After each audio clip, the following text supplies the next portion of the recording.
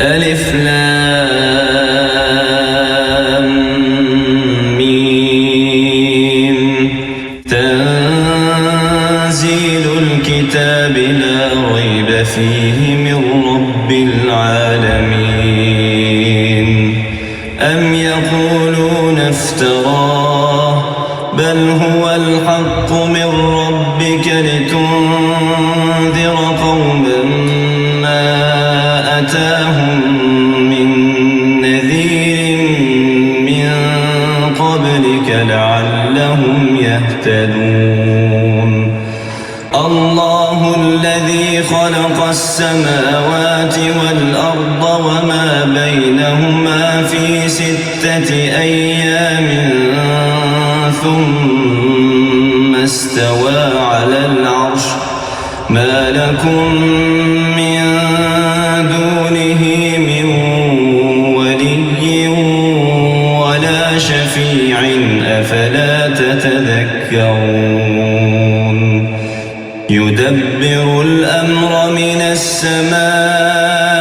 إلى الأرض ثم يعرج إليه في يوم كان مقداره 1000 سنة مما تعدون ذلك عالم الغيب والشهادة العزيز الرحيم الذي أحسن كل شيء خلقه وبدأ خلق الإنسان من طين ثم جعل نسله من سلالة من ماء مهين ثم سواه ونفخ فيه من روحه وجعل لكم السمع والأبصار والأفئدة قليلا ما تشكرون وقالوا أإذا ضللنا في الأرض أإنا لفي خلق جديد بل هم بلقاء ربهم كافرون قل يتوفاكم ملك الموت الذي وكل بكم ثم إلى ربكم ترجعون ولو ترى إذ المجرمون ناكسوا رؤوسهم عند ربهم ربنا أبصرنا وسمعنا فارجعنا نعمل صالحا إنا موقنون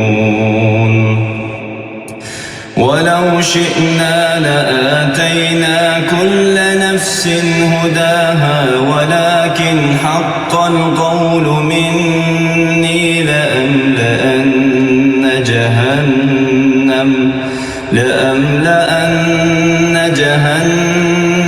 من الجنة والناس أجمعين فذوقوا بما نسيتم لقاء يومكم هذا إنا نسيناكم وذوقوا عذاب الخلد بما كنتم تعملون إنما يؤمن بآياتنا الذين إذا ذكروا بها خروا سجدا وسبحوا بحمد ربهم وهم لا يستكبرون تتجافى جنوبهم عن المضاجع يدعون ربهم خوفا وطمعا ومما رزقناهم ينفقون فلا تعلم نفس ما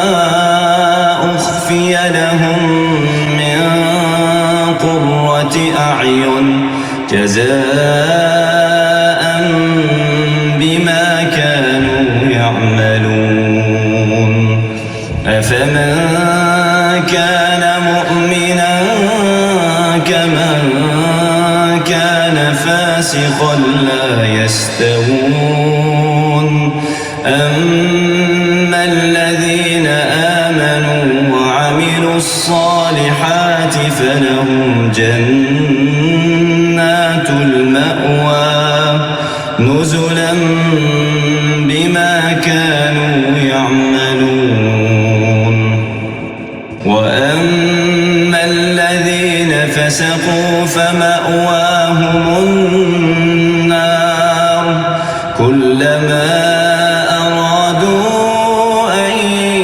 يخرجوا منها أعيدوا فيها وقيل لهم ذوقوا عذاب النار الذي كنتم به تكذبون ولنذيقنهم من العذاب الأدنى دون العذاب الأكبر لعلهم يرجعون ومن أظلم ممن ذكر بآيات ربه ثم أعرض عنها إنا من المجرمين منتقمون ولقد آتينا موسى الكتاب فلا تكن في مرية من لقائه وجعلناه هدى لبني إسرائيل وجعلنا منهم أئمة يهدون بأمرنا لما صبروا وكانوا بآياتنا يوقنون